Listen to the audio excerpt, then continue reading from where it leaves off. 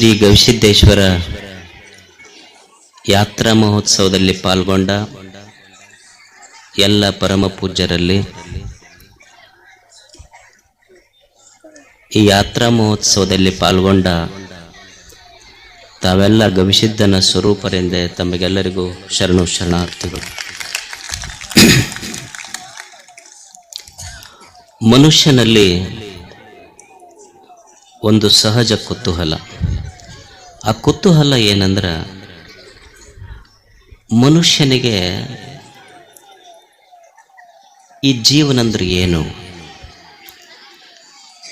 ನಾವೆಲ್ಲರೂ ಜೀವಿಸ್ತೇವೆ, ಆದರೆ ಜೀವನದ ಬಗ್ಗೆ ತಿಳಿದುಕೊಳ್ಳುವ ಹಂಬಲ ಮನುಷ್ಯನಿಗೆ. ನಮಗೆ ಬದುಕ್ತೇವೆ, ಆದರೆ ಬದುಕಂದ್ರೆ ಏನು ಗೊತ್ತಿಲ್ಲ. ಜೀವಿಸ್ತೇವೆ, ಜೀವನ ಅಂದ್ರೆ ಏನು ಗೊತ್ತಿಲ್ಲ. ಒಬ್ಬ ಪಾಶ್ಚಿಮಾತ್ಯ ಚಿಂತಕ ವಿಲಿಯಂ ಜೇಮ್ಸ್ ಅವನ ಹೆಸರು.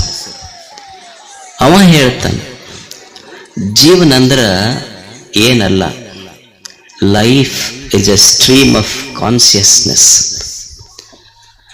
ಜೀವನ ಅಂದ್ರ ಇದೊಂದು ಅನುಭವಗಳ ಪ್ರವಾಹ. ಜೀವನ ಅಂದ್ರ ಇದು ಅನುಭವಗಳ ಪ್ರವಾಹ. ಏನು ಅನುಭವ ಆಗ್ತದೆ ಜೀವನದಲ್ಲಿ? ಜೀವನ ಇರುವುದು ಇಷ್ಟೇ, ಒಮ್ಮೆ ಸುಖದ ಅನುಭವ, ಒಮ್ಮೆ ದುಃಖದ ಅನುಭವ. ಈ ಎರಡು ಅನುಭವಗಳ ಮಧ್ಯೆ ಜೀವನ ಸಾಗ್ತೈತಿ. ಅನುಕೂಲ ವೇದನೀಯಂ ಸುಖಂ, ಪ್ರತಿಕೂಲ ವೇದನೀಯಂ ದುಃಖಂ. ಯಾವಾಗ ಸುಖದ ಅನುಭವ ಆಗ್ತೈತಿ ಅಂದ್ರೆ, ಪರಿಸ್ಥಿತಿ ಮನಸ್ಥಿತಿ ನನ್ನ ಇಚ್ಛೆಯಂತೆ ನಡೀತು ಅಂದ್ರೆ ಅದು ಸುಖದ ಅನುಭವ ಆಗ್ತೈತಿ.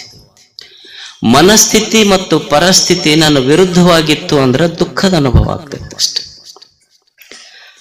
ಜೀವನ ಇದೊಂದು ಜೋಕಾಲಿ.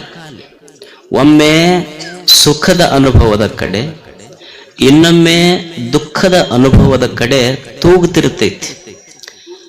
ನಿಮ್ಮೂರಾಗ ಜೋಕಾಲಿ ಆಡಿರಿಲ್ಲ? ಜೋಕಾಲಿ ಹಿಂಗ ಮ್ಯಾಲ್ ತೊಗೊಂಡು ಹೋದ್ರೆ ಅಲ್ಲೇ ನಿಂತೈತೇನು? ಮತ್ತೆ ಅಲ್ಲೇ ಜೋಕಾಲಿ ನಿಂತಂದ್ರೆ ನೀವು ಕೆಳಗೆ ಬರ್ಬೇಕಾಗ್ತೈತಿ. ಜೋಕಾಲಿ ಎಂದು ಒಂದು ಕಡೆ ನಿಂತಿಲ್ಲ, ಅದು ತೂಗುತ್ತೈತೆ. ಅದು ಜೀವನ ಜೋಕಾಲಿ. ಹಾಗೆ ಜೀವನ ಅನ್ನೋದು ಒಂದು ಜೋಕಾಲಿ ಇದ್ದಂಗಿದೆ. ಒಮ್ಮೆ ಸುಖದ ಅನುಭವದ ಕಡೆ ಮೇಲೆ ಇರ್ತೈತಿ, ಒಮ್ಮೆ ದುಃಖದ ಅನುಭವದ ಕಡೆ ಏರ್ತಿರ್ತೈತಿ. ಈ ಸುಖ ದುಃಖ ಅನ್ನುವ ಎರಡು ಅನುಭವಗಳ ಮಧ್ಯೆ ಪ್ರವಹಿಸ್ತೈತಲ್ಲ, ಅದಕ್ಕೆ ಜೀವನ ಅಂತ ಕರೀತಾರೆ. ಇದು ಜೀವನ. ಇದು ಜೀವನ ಅನ್ನೋದು ಇದು ಜೋಕಾಲಿ. ಇದು ಸುಖ ದುಃಖದ ಅನುಭವಗಳ ಮಧ್ಯೆ ಸಾಕ್ತೈತಿ. ಇದು ಎಲ್ಲರಿಗೂ ಎಲ್ಲ ಅನುಭವಗಳಾಗ್ತಾವ. ಒಂದು ವಸ್ತು ನಮಗೆ ಯಾವಾಗಲೂ ಸುಖ ಕೊಡ್ತೈತಿ ಅಂತಿಲ್ಲ. ಒಂದು ವಸ್ತು ಒಮ್ಮೆ ನಮಗೆ ಸುಖ ಕೊಡ್ತೈತಿ, ಅದೇ ವಸ್ತು ಒಮ್ಮೆ ದುಃಖ ಕೊಡ್ತೈತಿ. ಈಗ ನೀವು ಮನೆ ಪ್ರವೇಶ ಮಾಡ್ತೀರಿ. ಮನೆ ಪ್ರವೇಶ ಹೆಂಗ್ ಮಾಡ್ತೀರಿ ಹೇಳ್ರಿ? ಆಕಳ ಪೂಜೆ ಮಾಡಿ ಒಳಗೆ ಕರ್ಕೊಂತೀರಿ. ಪೂಜೆ ಮಾಡಿದ ತಕ್ಷಣ ಅಡಿಗೆ ಮನ್ಯಾಗ ಹೋಗಿ ಹಾಲು ಉಕ್ಕಿಸ್ತೀರಿ ಇಲ್ಲ? ಅಂದ್ರೆ ಹಾಲು ಎದಕ್ಕೆ ಉಕ್ಕಿಸ್ತೀರಿ ಅಂದ್ರೆ, ಹಾಲು ಉಕ್ಕಿದ್ರೆ ಮನೆ ಉಕ್ಕತೈತಿ. ಎಷ್ಟು ಸುಖ ಹಾಲು ಉಕ್ಕಬೇಕು ಅವಾಗ ಅಂತ ಅನುಭವ ಆಗ್ತೈತಿ. ಅವರು ಹೆಣ್ಮಕ್ಳಿಗೆ ಇದು ಗೊತ್ತಾತ. ಅವಾಗ ಮನ್ಯಾಗ ಆಕಿ ದಿವಸ ಮನೆ ಪ್ರವೇಶ ಮುಗೀತು, ಆಮೇಲೆ ದಿವಸ 2-2 ಲೀಟರ್ ತರೋದು, ಗ್ಯಾಸಿನ ಮೇಲೆ ಇಡೋದು, ಉಕ್ಸಕ್ ಶುರು ಮಾಡೋದ್ಲಕ್ಕೆ. ಮೊದಲ ಮನೆ ಪ್ರವೇಶದ ದಿವಸ ಸುಖದ ಅನುಭವ ಇತ್ತು, ಮತ್ ದಿವಸ 2-2 ಲೀಟರ್ ಉಕ್ಕಿಸಿದ್ರೆ ಸುಖದ ಅನುಭವ ದುಃಖದ ಅನುಭವ ಆಗ್ತೈತಿ. ಒಂದೇ ವಸ್ತು ಆಮೇಲೆ ಸುಖ ಕೊಟ್ಟೈತಿ, ಇವತ್ತು ದುಃಖ ಕೊಡಕತ್ತೈತಿ. ಈಗ ಸಾಲಿಗೆ ಹೋಗ್ತಾರ ಮಕ್ಕಳು. ಸಾಲಿಗೆ ಹೋಗುವಾಗ ಗಂಟೆ ಒಂದೇ ಐತಿ. ಗಂಟೆ 10 ಗಂಟೆಗೆ ಬಡದ್ರ ಒಂಥರ ಅನುಭವ ಆಕೈತಿ. ಅದ ಸಾಯಂಕಾಲ 5 ಗಂಟೆಗೆ ಬಡದ್ರ ಒಂಥರ ಅನುಭವ ಆಗ್ತೈತಿ. ಅದು ಯಾರೋ ಒಬ್ರು ಕುರಿಮರಿಗೆ ಎಳ್ಕೊಂಡು ಹೊಂಟಿದ್ರಂತ. ಆ ಹುಡುಗಂದಂತ ಅವ್ರ ಯಾಪ ಇದಕ್ಕೆ ಸಾಲಿ ಕರ್ಕೊಂಡು ಹೊಂಟ್ರ ಇದಕ್ಕೆ. ಅದು ಹುಡುಗಂದು ಅವರಿಬ್ರು ಸ್ನೇಹಿತರಿದ್ರು. ಹೇಳ್ತಿದ್, ನನಗ್ ಕರಿಬೇಕಂದ್ರ ಬಸ್ ಬಂದ್ರೆ ಕರ್ಕೊಂಡು ಹೋಗ್ತೈತಿ. ಅವ ನನಗ್ ಕರೆಕ್ಟ್ ಹೆಡ್ ಮಾಸ್ತರ ಬರ್ತಾನಂತಂದ. ಅಂದ್ರೆ ಒಮ್ಮೆ ಅದೇ ಗಂಟೆ ಶುರುವಾಗುವಾಗ ಬಡದ್ರ ಘನ ಕಷ್ಟ ಅನ್ಸೈತಿ. ಒದ್ದಾಡ್ಕೊಂತ ಹೋಗಿವಿ. ಅದ ಗಂಟೆ ಸಾಯಂಕಾಲ 5ಕ್ಕೆ ಬಡದಾಗ ಓಡ್ಕೊಂತ ಬಂದೀವಿ. ಗಂಟೆ ಬಾರಿಸಿದ್ದೊಂದೇ, ಒಮ್ಮೆ ಸುಖದ ಅನುಭವ, ಒಮ್ಮೆ ದುಃಖದ ಅನುಭವ ಅಷ್ಟೆ. ಒಂದೇ ವಸ್ತು ಜೀವನದಲ್ಲಿ ಒಮ್ಮೆ ಸುಖ ಕೊಡ್ತೈತಿ, ಒಮ್ಮೆ ದುಃಖ ಕೊಡ್ತೈತಿ. ಒಂದೇ ಮಾತು ಒಮ್ಮೆ ಸುಖ ಕೊಡ್ತೈತಿ, ಒಮ್ಮೆ ದುಃಖ ಕೊಡ್ತೈತಿ. ಈಗ ನೀವೆಲ್ಲ ಕುಂತೀರಿ, ನಾ ಅಕಸ್ಮಾತ್ ಒಂದು ಶಬ್ದ ಅಂದೆ, ಏನಪ್ಪ ನೀವಿಲ್ಲೆಲ್ಲ ಈ ಜಾತ್ರೆ ತುಂಬಾ ಕಣ್ಣಾಡಿಸಿದ್ರ ಸುಮಾರು 5 ಲಕ್ಷ ಜನ ಸೇರಿರಬಹುದು ಅಂತ ನಾ ಅನ್ಬಹುದು. ಅಕಸ್ಮಾತ್ ಇದನ್ನ ಒಂದ್ ಸ್ವಲ್ಪ ಹಿಂದಾಕಿ ಇಲ್ಲಿ ಕುಂತಂತ 5 ಲಕ್ಷ ಜನ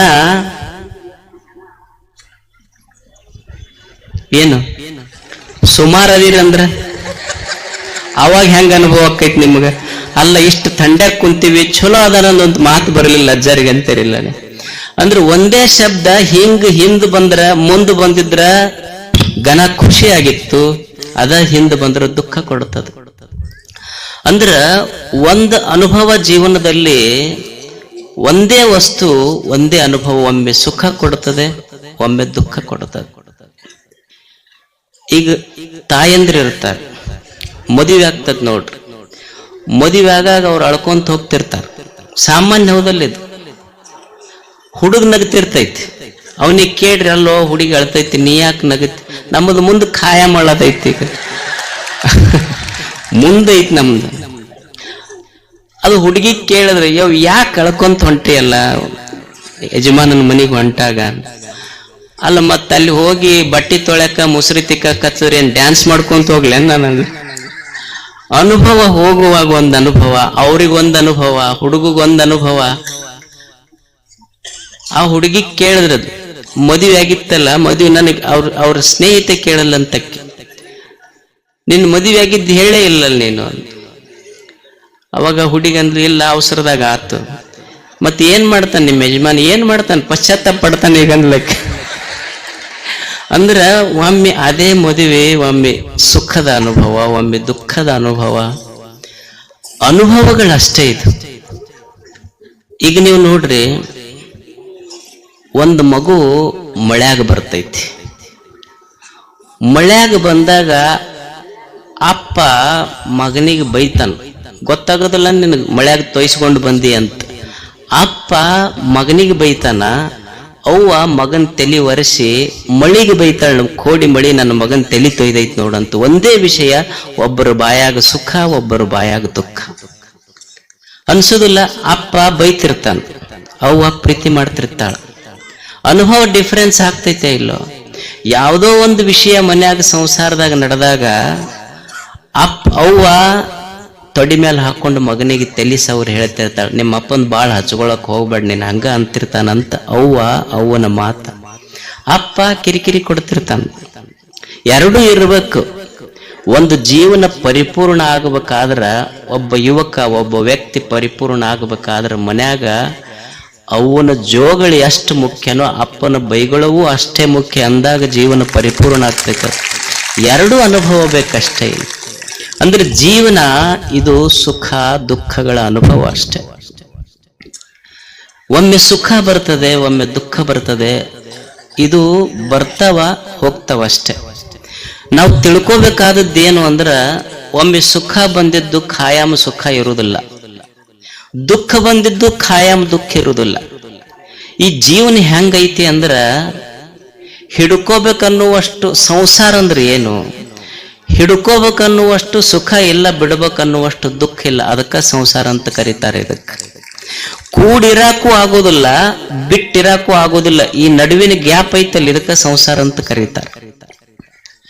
ಸಂಸಾರದೊಳಗೆ ಒಮ್ಮೆ ಸುಖ, ಒಮ್ಮೆ ದುಃಖ, ಇವೆರಡು. ಒಮ್ಮೆ ಸುಖ ಬರ್ತೈತಿ, ಸುಖ ಬಂದಿದ್ದು ಖಾಯಂ ಇರುವುದಿಲ್ಲ, ಅದು ಹೋಗ್ತೈತಿ.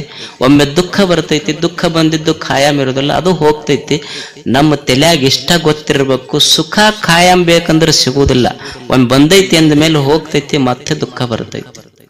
ದುಃಖದ ಅನುಭವ ಆಗೈತಿ ಅಂದ್ರೆ ದುಃಖವೂ ಖಾಯಂ ಇರುವುದಿಲ್ಲ, ಮತ್ತೆ ಹೋಗ್ತೈತಿ, ಸುಖದ ಗಳಿಗೆ ಬರ್ತೈತಿ ಅನ್ನುವ ಭರವಸೆಯೊಂದಿಗೆ ಬದುಕು ಕಟ್ಟಬೇಕು ಮನುಷ್ಯ. ಸುಖ ದುಃಖಗಳು ಬರ್ತಾವ ಹೋಗ್ತಾವ, ನಾನು ಮಾತ್ರ ಸಾಕ್ಷಿಕನಾಗಿ ಬದುಕುವುದಷ್ಟೇ. ದೇವರ ಗುಡಿಗೆ ಹೋಗ್ತೀವಲ್ಲ, ಹೋಗಿ ಅವನಿಗೆ ಏನಕ್ಕೆ ಕೇಳೋದು ಅಂದ್ರೆ, ನಮ್ಮ ಕಂಪ್ಲೇಂಟ್ ಎಷ್ಟು ಕಷ್ಟ ಕೊಟ್ಟಿಯಪ್ಪ ಅಂತ ಕಂಪ್ಲೇಂಟ್ ಹೇಳೋದಲ್ಲ. ನಮಗ್ ಬದುಕಾಕೊಂದು ಜೀವನ ಕೊಟ್ಟಿ ಅಂತ ಭಗವಂತನ ಗುಡಿಗೆ ಹೋಗಿ ಕಂಪ್ಲೇಂಟ್ ಹೇಳುವಂಥವ್ರಾಗಬಾರ್ದು. ಇದೊಂದು ಜೀವನ ಕೊಟ್ಟನಲ್ಲ, ಕೊಟ್ಟಿದ್ದಕ್ಕೆ ಧನ್ಯವಾದ ಹೇಳಾಕ ಗುಡಿಗೆ ಹೋಗ್ಬೇಕಷ್ಟೆ. ಒಂದು ಒಳ್ಳೆಯ ಜೀವನ ಕೊಟ್ಟನಲ್ಲ ಭಗವಂತ, ಇದೊಂದು ಸುಂದರವಾದ ಜೀವನ ಕೊಟ್ಟನ. ಸಣ್ಣ ಪುಟ್ಟ ವ್ಯತ್ಯಾಸ ಇರ್ತದ ಜೀವನದೊಳಗೆ, ಹೆಚ್ಚು ಕಡಿಮೆ ಆಗೋದೆ. ಏನಾರ ಆಯ್ತಂತ ತಿಳ್ಕೊಂಡು ಏನಾರ ಮಾಡ್ಕೊಳ್ಳೋದಲ್ಲ. ಈಗ ನಡಿತಿರ್ತೀವಿ, ಕಾಲಿಗೆ ಮುಳ್ಳು ನಡತೈತಿ, ಕಾಲಿಗೆ ಮುಳ್ಳು ನಟ್ರ ಮುಳ್ಳು ತಕ್ಕೋಬೇಕು ಹೊರತು ಕಾಲ ತಕ್ಕೊಳ್ಳೋ ಪ್ರಯತ್ನ ಮಾಡಬಾರ್ದು. ಹಂಗ ಸಣ್ಣ ಪುಟ್ಟ ವ್ಯತ್ಯಾಸ ಆದಾಗ ಅದಷ್ಟು ತೆಗಿಬೇಕೆ ಹೊರತು ಜೀವನ ತಕೊಳ್ಳುವ ಪ್ರಯತ್ನ ಮಾಡಬಾರ್ದು. ಮನುಷ್ಯ ಇದನ್ನು ಕಲಿಯುವುದಷ್ಟೇ. ಗುಡಿಗೆ ಜೀವನದ ಬಗ್ಗೆ we should respect this life. ದೇವರಿದೊಂದು ಅದ್ಭುತವಾದಂಥ ಜೀವನ ಕೊಟ್ಟಾನ. 100 ವಸಂತಗಳ ಕಾಲ ಈ ಭೂಮಿ ಮೇಲೆ ಬದುಕಲಿಕ್ಕೆ ನಮಗ್ ಕಳಿಸಿ ಕೊಟ್ಟನಲ್ಲ, ಇಲ್ಲಿ ಬದುಕಬೇಕಾಗ್ತದ ಮನುಷ್ಯ. No complaints in life, complete this life. No complaints in life. ನಮಗೇನ್ ದೇವರು ಕೊಟ್ಟಾನಲ್ಲ ಇದನ್ನು ಕಂಪ್ಲೀಟ್ ಮಾಡಬೇಕಾಗ್ತದೆ. ಒಬ್ಬ ಮಹಾರಾಜ ಇದ್ದ. ಆ ಮಹಾರಾಜನಿಗೆ ಒಬ್ಬ ಸ್ನೇಹಿತ ಇದ್ದ. ಮಹಾರಾಜ ಸ್ನೇಹಿತನಿಗೆ ಬಹಳ ಪ್ರೀತಿ ಮಾಡುತ್ತಿದ್ದ. ಮಹಾರಾಜ ಅವ ಸೇವಕನ ಮೇಲೆ ಅವನಿಗೆ ಮಹಾರಾಜನಿಗೆ ಅಷ್ಟು ಪ್ರೀತಿ. ಎಷ್ಟು ಪ್ರೀತಿ ಅಂದ್ರೆ ಅವ ಮಹಾರಾಜನಾದರೂ ಸೇವಕನ ಬಿಟ್ಟು ಉಣ್ತಿರ್ಲಿಲ್ಲ. ಅವ ಯಾವಾಗ ಊಟ ಮಾಡಿದ್ರು ಅವನು ಮುಂದಕ್ಕೆ ಕುಂತು ಉಣ್ಬೇಕು. ಸೇವಕ ಮೊದಲು ಸೇವಕನಿಗೆ ತಿನ್ನಿಸಿ ತಾನು ಮಹಾರಾಜ ತಿನ್ನುತ್ತಿದ್ದ. ಏನಾರ ಸ್ವೀಟ್ ಮಾಡ್ಲಿ, ಚಲೋ ಅಡಿಗೆ ಮಾಡ್ಲಿ, ಮತ್ತೆ ಎಲ್ಲರ ಹೊರಗೆ ಪ್ರವಾಸಕ್ಕೆ ಕರ್ಕೊಂಡು ಹೊಂಟ್ರು ಅವನಿಗೆ ಕರ್ಕೊಂಡು ಹೋಗ್ತಿದ್ದ. ಮೊದಲು ಅವನಿಗೆ ತಿನ್ನಿಸಿ ತಾನು ತಿಂತಿದ್ದ. ಒಂದ್ ದಿವ್ಸ ಕಾಡಿನೊಳಗೆ ಹೊಂಟ್ರು ಇಬ್ರು ಸೇರಿ. ಯಾರು? ಮಹಾರಾಜ ಮತ್ತು ಸೇವಕ ಇಬ್ರು ಕೂಡಿ ಹೋಗುವಾಗ ಒಂದು ಕಾಡಿತ್ತು. ಆ ಕಾಡಿನೊಳಗೆ ಒಂದು ಗಿಡ, ಅದ್ರ ಬುಡಕ್ ಕುಳಿತ್ರು ಇಬ್ರು.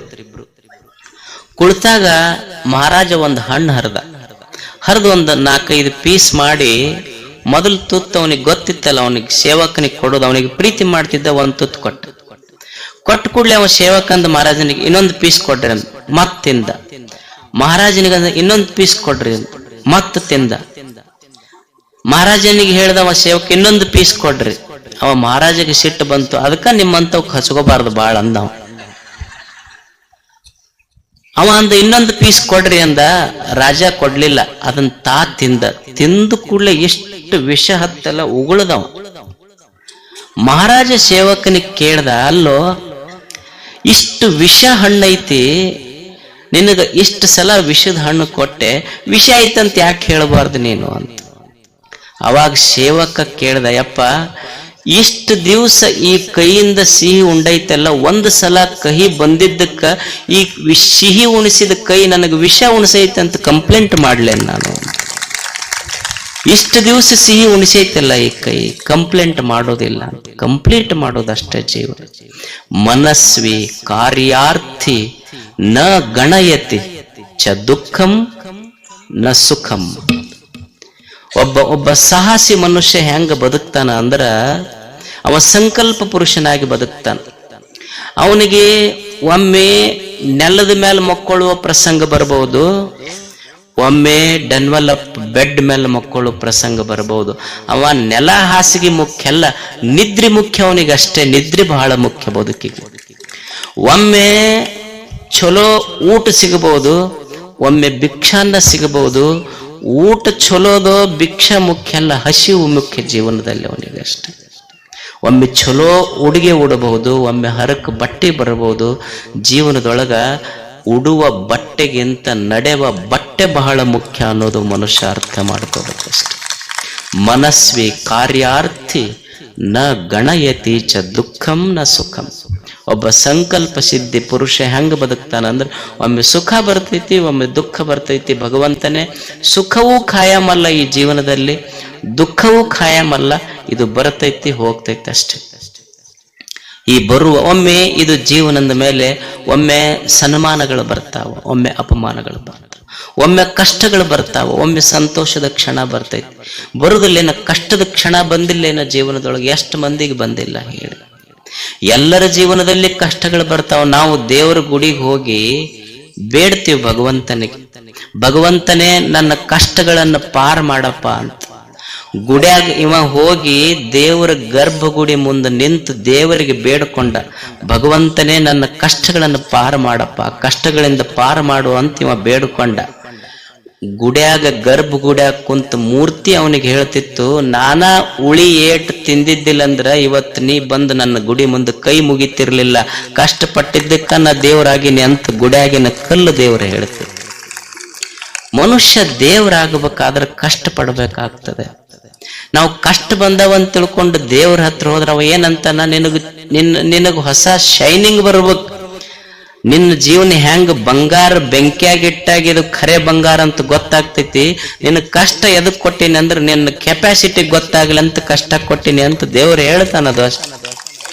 ಒಂದು ಕಷ್ಟ ಬಂದೈತಿ ಅಂದ್ರೆ ನಮಗದೊಂದು ಟೆಸ್ಟಿಂಗ್ ಕೆಪಾಸಿಟಿ ಅಷ್ಟ. ನಾವೇನ್ರ ಸ್ವಲ್ಪ ಹೆಚ್ಚು ಕಡಿಮೆ ಆದ ಕೂಡಲೇ ದೇವ್ರ ಹತ್ರ ಹೋಗ್ತೀವಿ. ನಾವು ಒಬ್ಬ ಈ ಕಂಪನಿ ಇರ್ತಾವಲ್ಲ ಊರಾಗ, ಅವ ಬರೇ ಚುಟ್ಟ ಸೇದೋದು, ರೊಕ್ಕ ಕೊಟ್ಟಲ್ಲ, ಮಂದಿ ಸೇದಿ ಒಗದಿದ್ದು, ಅವು ಯಾವೂ ಸಿಗ್ಲಿಲ್ಲ. ಒಂದ್ ದಿವ್ಸ ಅಲ್ಲೇ ಅವ ಏನ್ ಮಾಡ್ತಾನ, ಏನು ಕೆಲಸ ಇರ್ಲಿಲ್ಲ, ಬೊಗಸಿರ್ಲಿಲ್ಲ, ಬಸ್ ಸ್ಟ್ಯಾಂಡ್ ಕುಂದಿರ್ತಿದ್ದ.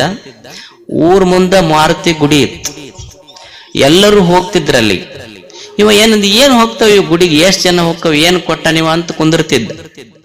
ಒಂದ್ ದಿವ್ಸ ಯಾರು ರೊಕ್ಕ ಕೊಡ್ಲಿಲ್ಲ, ಕೈಯಾಗ ಪಾಕೆಟ್ನಾಗ ರೊಕ್ಕ ಇರ್ಲಿಲ್ಲ. ದೇವ್ರಿಗಂದ, ನೋಡಪ್ಪ ಇಷ್ಟು ಮಂದಿ ನಡ್ಕೊಂತಾರ, ಬಹಳ ಮಂದಿ ನಿನ್ನ ಗುಡಿಗೆ ಬರ್ತಾರ, ನೀ ಖರೆ ಸತ್ತುಳ್ಳವಾದ್ರ ಒಂದು 100 ರೂಪಾಯಿ ಸಿಗ್ಬೇಕು ನೋಡ್ ನನಗೆ ಇವತ್ತು. ಬಂದು ಹೋಗಿ ನಮಸ್ಕಾರ ಮಾಡದ. ನಮಸ್ಕಾರ ಮಾಡಿ ದೇವ್ರಿಗೆ ಹೇಳ್ದ, ಈಗ ನೋಡು ನೀ ಖರೆ ಸತ್ತುಳ್ಳವಾದ್ರ 100 ರೂಪಾಯಿ ಸಿಗ್ಬೇಕು ನಮಗೆ ಇವತ್ತು. ಮತ್ ನಾವೇನು ಉದ್ರಿ ಭಕ್ತರಲ್ಲ, ನೀನ್ 100 ರೂಪಾಯಿ ಕೊಟ್ಟಂದ್ರೆ ಮತ್ ನಿನಗೆ 50 ರೂಪಾಯಿ ಮುಟ್ಟಿಸಿ ಹೋಗ್ತೀವಿ ನೀನ್ ಹುಂಡಿ ಪೆಟ್ಟಿಗೆ ಅಂದ. ಅಂದು ಹಿಂಗ ಬರಕತ್ತಿದ್ದ, ನೋಡ್ತನ ಒಂದು ನೋಟ ಬಿದ್ದಿತ್ತು ಎದುರಿಗೆ. ತಗೊಂಡ ನೋಡ್ತನ 50 ರೂಪಾಯಿ ನೋಟ. ಅದಕ್ಕ ಬರ್ತಾರಪ್ಪ ನಿನ್ನ ಗುಡಿಗೆ ಜನ, 50 ರೂಪಾಯಿ ಕೊಟ್ಟಿ ಖರೆ ನಾ ಕೇಳಿದ್ 100 ರೂಪಾಯಿ ನಿಂದ 50 ರೂಪಾಯಿ ಮುರ್ಕೊಂಡ ಕೊಟ್ಟಿನಿ ಅಂದವ ದೇವ್ರಿಗೆ. ಇವ್ರು ಮಂದಿಗೆ ಟೊಪ್ಪಿಗೆ ಹಾಕವ್ರಲ್ಲ, ದೇವ್ರಿಗೆ ಟೊಪ್ಪಿಗೆ ಹಾಕವ್ರಿ ಇವ್ರೆಲ್ಲ. ಅದಕ್ಕ ಅವ ಮಾರುತಿ ನೀವು ಹೋದಾಗ ಈ ಕಡೆ ಹೊಳ್ಳಿ ಕುಂತ ನಿಮ್ಮನ್ನೆಂದೂ ನೋಡಕ್ ಹೋಗುದಿಲ್ಲ. ನಾವು ಕಷ್ಟ ಬಂದಾಗ ದೇವ್ರ ಗುಡಿಗೆ ಹೋಗಿದ್ದು ಬೇಡ ಕಷ್ಟ. ಆದ್ರೆ ನಾವು ಎದಕ್ ಹೋಗಬೇಕು ಅಂದ್ರೆ ಬರೇ ಭಿಕ್ಷುಕನಾಗಿ ದೇವನ ಗುಡಿಗೆ ಹೋಗೋದಲ್ಲ. ದೇವನ ಗುಡಿಗೆ ಹೋಗೋದು ಭಗವಂತನೇ, ನಾನು ಭಿಕ್ಷುಕನಾಗಿ ನಿನ್ನ ಹತ್ರ ಬಂದಿಲ್ಲ, ಜೀವನ ಕೊಟ್ಟಿಯಲ್ಲ, ಕೊಟ್ಟ ಜೀವನಕ್ಕಾಗಿ ಒಂದು ಧನ್ಯವಾದ ಹೇಳಲಿಕ್ಕೆ ಬಂದಿನಿ ಅಂತ ಭಗವಂತನ ಹತ್ರ ಬರ್ತವೆ. ಜೀವನ ಅಂದ್ರೆ ಸ್ವಲ್ಪ ಕಷ್ಟ ಸುಖ ಇರ್ತವೆ. ಒಮ್ಮೆ ಮಾನ ಅಪಮಾನಗಳು ಬರ್ತಾವ, ಸನ್ಮಾನಗಳಾಗ್ತಾವ, ಅಪಮಾನಗಳು ಬರ್ತಾವ, ತಡ್ಕೋಬೇಕಾಗ್ತದ ಮನುಷ್ಯ. ಏನ್ರಿ ನಮಗ್ ಬಹಳ ನಿಂದೆಯ ಮಾತುಗಳಾಡ್ತಾರ ಜನ ಅಂತ ಅನ್ಬಹುದು, ಬರ್ತಾವೆ. ಯಾವ ಕುದುರೆ ಓಡ್ತೈತಲ್ಲ, ಓಡುವ ಕುದುರೆಗೆ ಚಾಟಿ ಏಟ್ ಬೀಳ್ತಾವ. ಯಾವ ಚಲೋ ಮಾವಿನ ಹಣ್ಣು ಕೊಡ್ತೈತಲ್ಲ, ಚಲೋ ಹಣ್ಣು ಕೊಡೋ ಮಾವಿನ ಗಿಡಕ್ಕ ಕಲ್ಲೇಟ್ ಬೀಳ್ತಾವ. ಮತ್ ನಿಂದೆ ಮಾಡಾಕತ್ತಾರಂದ್ರೆ ಚಲೋ ಇದ್ದವರಿಗೆ ನಿಂದೆಯ ಮಾತುಗಳು ಬರ್ತಾವಂತ ತಿಳ್ಕೊಬೇಕಷ್ಟ ಮನುಷ್ಯ. ಯಾರಿಗೆ ಬಿಟ್ಟದ ಹೇಳ್ರಿ? ಈಗ ಜನ ಯಾರಿಗೆ ಬಿಡ್ತದೆ? ಈಗ ಒಬ್ಬ ರೈತ ಇರ್ತಾನ, ಅವ ಬೆಳಿಗ್ಗೆದ್ದು ಏನ್ ಪ್ರಾರ್ಥನೆ ಮಾಡ್ತಾನ ಅಂದ್ರೆ, ಇವತ್ತು ಮಳಿ ಬರಬಾರ್ದು ನೋಡ, ಮಳಿ ಬರ್ಬೇಕಪ್ಪ ಭಗವಂತ, 2 ಕಾಯಿ ಓಡಿಸ್ತೀನಿ ಅಂತ ರೈತ ಬೇಡ್ಕೊಂತ. ನಾಟಕ ಕಂಪನಿಯವ್ ಇರ್ತಾನೆ, ಇವತ್ತೊಟ್ಟ ಮಳಿ ಆಗ್ಬಾರ್ದಪ್ಪ, ನಾ 2 ಕಾಯಿ ಓಡಿಸ್ತೀನಿ ಅಂತ ನಾಟಕ ಕಂಪನಿ ಅಂತ. ದೇವ್ರು ಯಾವ ಕಂಪನಿ ಮಾತು ಕೇಳ್ಬೇಕಾತ? ಅಲ್ಲ, ಒಬ್ಬರಿಗೆ ಹೆಚ್ಚು ಕಡಿಮೆ ಆಗು, ಇಲ್ಲ ಬರ್ಬೇಕು, ಇಲ್ಲ ಬರ್ಲಾರ್ದಂಗ ಇರ್ಬೇಕಲ್ಲ. 2 ಕಾಯಿ ಅಂತೂ ತಪ್ಪದ ಪಕ್ಕ ಅವನಿಗೆ ಅಷ್ಟು. ಅಂದ್ರ ದೇವ್ರಿಗೆ ಎಲ್ಲರಿಗೂ ಒಪ್ಪಿಸಿ ಬದುಕಕ್ಕ ದೇವರಿಗೆ ಆಗಿಲ್ಲ. ಈಗ ನೀವು ಅನ್ಬಹುದು ಅಜ್ಜವ್ರು ಒಳ್ಳೆಯವ್ರು ಅದಾರ ಅಂತ ಕೆಲವು ಮಂದಿ ಅನ್ಬಹುದು, ಅಜ್ಜವ್ರು ಒಳ್ಳೆಯವ್ರು ಅಲ್ಲ ಅಂತ ಕೆಲವು ಮಂದಿ ಅನ್ಬಹುದು. ಸಮಾಧಾನ ಹೆಂಗಂದ್ರ, ದೇವರಿಗೆ ಎಲ್ಲರಿಗೂ ಒಪ್ಪಿಸಿ ಬದುಕಕ್ಕಾಗಿಲ್ಲ ಅಂದ್ರೆ ನಮ್ಮಂತವ್ರಿಂದ ಏನ್ ಎಲ್ಲರಿಗೂ ಒಪ್ಪಿಸಿ ಬದುಕಲಿಕ್ಕೆ ಆಗ್ತೈತಿ ಅನ್ನೋ ಸತ್ಯ ತಿಳ್ಕೊಂಡು ಬದುಕುವುದಷ್ಟೇ. ಮನುಷ್ಯ ಈ ಸತ್ಯವನ್ನ ಅರ್ಥ ಮಾಡಿಕೊಂಡು ಬದುಕುವುದಷ್ಟೇ. ಮನಸ್ವಿ ಕಾರ್ಯಾರ್ಥಿ ನ ಗಣಯತಿ ಚ ದುಃಖಂ ನ ಚ ಸುಖಂ. ಒಮ್ಮೆ ಜೀವನ ಸುಖ ದುಃಖ ಸೋಲು ಗೆಲುವು ಮಾನ ಅಪಮಾನ ಈ ಜೀವನದಲ್ಲಿ ಬರುವುದೇ, ಇದನ್ನು ಸ್ವೀಕರಿಸುವುದನ್ನು ಕಲಿಬೇಕಷ್ಟೆ. ಒಬ್ಬ ಎರಿಕ್ ವಯನ್ ಮೆಹರ್ ಅಂತಿದ್ದ, ಎರಿಕ್ ವಯನ್ ಮೆಹರ್. ಅವ ಸಣ್ಣ ಹುಡುಗಿದ್ದಾಗ ರೆಟಿನೋಸಿಸ್ ಅಂತ ಬಂತು, ಕಣ್ಣು ಹೋದ ಹುಡುಗ ಬಹಳ ದುಃಖಿತನಾದ. ಅವ್ರಪ್ಪ ಹುಡುಗಳೋದು ನೋಡಿ ಮಗ ಅಪ್ಪ ಅಂತಾನ, ನೋಡು ನಿಸರ್ಗ ನಿನ್ನ ಕಣ್ಣು ಕಸ್ಕೊಂಡಿರಬಹುದು, ಆದ್ರೆ ನಡೆಯುವ ಕಾಲ್ ಕಸ್ಕೊಂಡಿಲ್ಲ. ಮಗನಿಗೆ ಬೆಟ್ಟ ಹತ್ತುವುದು ಕಲಿಸಿದ ಎರಿಕ್ ವಯನ್ ಮೆಹರ್ ಅವನ ಹೆಸರು. ಕಣ್ಣು ಹೋಗಿತ್ತು ಹುಡುಗ, ಕಣ್ಣಿಲ್ಲಾರ್ದ ಹುಡುಗ ಬೆಟ್ಟ ಹತ್ತುವುದನ್ನು ಕಲಿತು, ಬಿತ್ತು, ಏಳ್ತು, ರಕ್ತ ಮೈ ಕಾಲ್ ಮುರಿತು. ನಿಮಗೆ ಆಶ್ಚರ್ಯ ಅನ್ನಿಸ್ಬಹುದು. ಕಣ್ಣಿಲ್ಲಾರ್ದ ಹುಡುಗ ಸಂಕಲ್ಪ ಮಾಡಿತು, ನಾನು ಮೌಂಟ್ ಎವರೆಸ್ಟ್ ಹತ್ತಬೇಕಂತ. ಇಡೀ ವಿಶ್ವದಲ್ಲಿ ಕಣ್ಣಿಲ್ಲದ ವ್ಯಕ್ತಿ ಮೌಂಟ್ ಎವರೆಸ್ಟ್ ಹತ್ತಿದ್ದು ಎರಿಕ್ ವಯನ್ ಮೆಹರ್. ಅವ ನೋ ಬ್ಯಾರಿಯರ್ಸ್ ಅಂತ ಒಂದು ಸಂಸ್ಥೆ ಕಟ್ಟಿದ. ಅಂದ್ರೆ ಜೀವನದಲ್ಲಿ ಪ್ರಯತ್ನ ಇದ್ರ ವಿಘ್ನಗಳೇ ಇಲ್ಲ ಅಂತ. ಅವನ ಹೆಸರ ಮೇಲೆ ಒಂದು ಸಿನಿಮಾ ಆಯ್ತು, ಲೈಫ್ ಈಸ್ ಕ್ಲೈಂಬಿಂಗ್ ಅಂತ. ನಾನಲ್ಲ, life is climbing. What a beautiful quotation. ಜೀವನ ಹತ್ತಾ ಇದೆ, ಹೆಂಗ್ ಬದುಕುದ್ರು. ನಮಗ್ ಚಲೋ ಎಲ್ಲ ಕಾಲ್ ಕೊಟ್ಟನ, ಇಲ್ಲಿ ಗುಡ್ಡ ಹತ್ತಬೇಕಾದ್ರೆ ಅವ್ವ ನಮ್ಮ ಮಂಡಿ ನೋವು ಆಗ್ಯಾವ ಅಂತ. ಕಣ್ಣಿಲ್ಲಾರ್ದ ವ್ಯಕ್ತಿ ಮೌಂಟ್ ಎವರೆಸ್ಟ್ ಹತ್ತದ. ಬರೇ ಒಂದಲ್ಲ, ಜಗತ್ತಿನ 7 ಎತ್ತರದ ಪರ್ವತಗಳನ್ನು ಹತ್ತಿದ. ಕಣ್ಣಿಲ್ಲದ ವ್ಯಕ್ತಿ, ಏಕೈಕ ವ್ಯಕ್ತಿ ಜಗತ್ತಿನ ಪರ್ವತಗಳನ್ನು ಹತ್ತಿದವ ಎರಿಕ್ ವಯನ್ ಮೆಹರ್. ಪಶ್ಚಿಮ ಬಂಗಾಳದಲ್ಲಿ ಒಬ್ಬ ಹೆಣ್ಮಗಳಿದ್ಳು, ಸುಭಾಷಿಣಿ ಮೇಸ್ತ್ರಿ ಅಂತ. 12 ವರ್ಷಕ್ಕೆ ಮದುವೆ ಆಗಿತ್ತು. 24 ವರ್ಷ ಅನ್ನೋದ್ರಾಗ 6 ಮಕ್ಕಳು. 24 ವರ್ಷಕ್ಕೆ ಗಂಡ ತೀರ್ಕೊಂಡ. ಕಾಯಿಪಲ್ಯ ಮಾರುತ್ತಿದ್ಲು. ಗಂಡಗ ಕಲ್ಕತ್ತಕ್ಕೆ ಆಸ್ಪತ್ರೆ ಕರ್ಕೊಂಡು ಹೋಗೋದ್ರಾಗ ದಾರ್ಯಾಗಿ ತೀರ್ಕೊಂಡ. ಸಾಲಿ ಓದ್ಲಾರ್ದ ಹೆಣ್ಮಗಳು, ಹಳ್ಳಿ ಹೆಣ್ಮಗಳು, ನನ್ನ ಹಳ್ಳಿಯೊಳಗೆ ನನ್ನ ಯಜಮಾನಗ ಚಲೋ ದವಾಖಾನಿಗೆ ಸಿಗ್ಲಿಲ್ಲಲ್ಲ, ಈ ಊರಾಗ ಯಾವ ತಾಯಿಗೂ ಈ ಪರಿಸ್ಥಿತಿ ಬರಬಾರದು. ಇದು ಸಂಕಲ್ಪ ಮಾಡದ್ಲಕ್ಕೆ, ಈ ಊರಾಗ ಒಂದು ಆಸ್ಪತ್ರೆ ಕಟ್ಟಬೇಕಂತ. ಯಾರು? ಕಾಯಿಪಲ್ಯ ಮಾರೋ ಹೆಣ್ಮಗಳು. ನಿಮಗ ಆಶ್ಚರ್ಯ ಅನಿಸ್ಬೋದು. ಗಂಡನ ಕಳ್ಕೊಂಡಾಳ, 6 ಮಕ್ಕಳು, ಮನಿ ಇಲ್ಲ, ಹೊಲ ಇಲ್ಲ.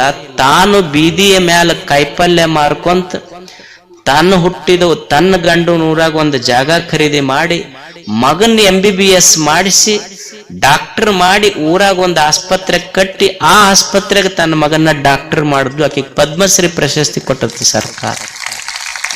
ಸಂಕಲ್ಪದಿಂದ ಬಡವಾಗಬಾರ್ದು ಮನುಷ್ಯ. ಎಂತಿಂತವ್ರು ಹೆಂಗ ಜೀವನ ಕಟ್ಟ್ಯಾರ. ಮನಸ್ವಿ ಕಾರ್ಯಾರ್ಥಿ ನ ಗಣಯತಿ ಚ ದುಃಖಂ ನ ಚ ಸುಖಂ. ಒಮ್ಮೆ ಸುಖ ದುಃಖ, ಒಮ್ಮೆ ಕಷ್ಟ ಸುಖ, ಮಾನ ಅಪಮಾನ ಇವೆಲ್ಲ ಬರ್ತಿರ್ತಾವ. ಅದ್ರ ಕಡೆ ಬಹಳ ತಲೆ ಕೊಡ್ಲಾರ್ದಂಗ ನಮ್ಮ ಎದ್ಯಾಗ ಸ್ವಚ್ಛ ಸಂಕಲ್ಪ ಇಟ್ಕೊಂಡು ಮುಂದೆ ಹೋಗೋದಷ್ಟೆ. ಏನು ಕಲಿಯುವುದು ಅಂದ್ರ, ಇಲ್ಲಿ ಏನು ಕಲಿಯುವುದು ಅಂದ್ರ, ಇದ್ದಂಗಿರ್ಬೇಕು, ಇಲ್ದಂಗೂ ಇರ್ಬೇಕು. ಹೆಂಗ? ಇದ್ದಂಗಿರ್ಬೇಕು, ಇಲ್ದಂಗಿರ್ಬೇಕು, ಮ್ಯಾಲ್ ನಾವು ಕರೆದಾಗ ಎದ್ದು ಹೋಗಂಗಿರ್ಬೇಕು. ಇದು ಜೀವನದ ಸೂತ್ರ ಅಷ್ಟೇ. ಈಗ ನೀವು ಎದ್ದು ಹೋಗಕ್ ರೆಡಿ ಆಗಿರಲ್ಲ, ಹಂಗಿರ್ಬೇಕು. ಇದು ಜೀವನದ ಸೂತ್ರ. ಇಂಥ ಒಂದು ಸುಂದರ ಸೂತ್ರ ಕಟ್ಟುವುದಕ್ಕಾಗಿನೇ ಇದೊಂದು ಗವಿಸಿದ್ದೇಶನ ಜಾತ್ರಾ ಮಹೋತ್ಸವ. ನಾ ಪದೇ ಪದೇ ಏನು ಹೇಳೋದಿಲ್ಲ, ಇದೊಂದು ಜಾತ್ರೆ ಆಗ್ಬೇಕಾದ್ರೆ ಕಾಣದ ಸಾವಿರಾರು ಕೈಗಳು ಕೆಲಸ ಮಾಡ್ಯಾವ. ಅವರು ಇವರು ಅಂತ ನಾ ಹೇಳಾರೆ. ಯಾವ ಕಾಣದ ಕೈಗಳು ಈ ಯಾತ್ರಾ ಮಹೋತ್ಸವನ್ನ ಯಶಸ್ವಿಗೊಳಿಸ್ಲಿಕ್ಕೆ ಸೇವಾ ಮಾಡ್ಯಾವಲ್ಲ, ಆ ಸೇವೆ ಮಾಡಿದ ಎಲ್ಲ ಕೈಗಳಿಗೂ ಗವಿಸಿದ್ದನ ಆಶೀರ್ವಾದ ಸದಾ ಇರಲಿ. ಇದು ಸದಾ ಜಾತ್ರೆ ಬೆಳೀತಾ ಇರಲಿ. ತಾವೆಲ್ಲ ಸಮಾಧಾನದಿಂದ ಸಾವಕಾಶವಾಗಿ, ಈಗ ಮದ್ದು ಸುಡು ಕಾರ್ಯಕ್ರಮ ಇರ್ತದೆ, ಅದನ್ನ ನೋಡ್ರಿ. ಮತ್ತಲ್ಲಿ ಗದ್ದಲ ಮಾಡ್ಬೇಡ್ರಿ, ಲೈನ್ ಪ್ರಕಾರ ಬರ್ರಿ, ನಾನು ಇರ್ತೀನಿ ನಿಮ್ ಜೊತೆಗೆ. ನಿಂಬದು ಮುಗಿಸಿ ಆರಾಮ್ ನಾನು ಪೂಜಾಕ್ಕೆ ಹೋಗ್ತೀನಿ. ಸಮಾಧಾನದಿಂದ ಬರ್ರಿ, ಸಮಾಧಾನದಿಂದ ಊರಿಗೆ ಹೋಗ್ರಿ. ನಿಮ್ಮ ಸಮಾಧಾನವೇ ನಮ್ಮ ಸಂತೋಷ. ತಮಗೆಲ್ಲ ಶರಣಾರ್ಥಿಗಳು.